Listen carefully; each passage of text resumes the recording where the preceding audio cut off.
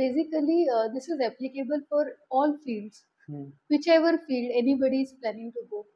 एक असतं why power, की why you are going for a particular thing. Okay.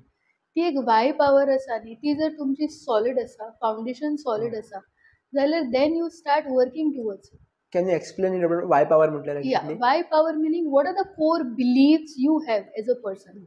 Say as a core belief I have as a person is I want to deliver a world class education to my students. I want my students to be the best in their life, not compared to other students, with them, with respect to them.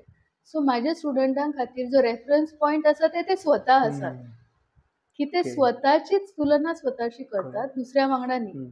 सो लायकवायज एक core belief आसा जी प्रत्येकाची आसता, ती जर एक तुमच्या एरियान जे तुमी prosper करपाक सोदता ती जर तुमची सॉलिड आसा, जाल्यार then you have to work towards it, की हे दुसऱ्या मेरेन कशें पावूं शकता.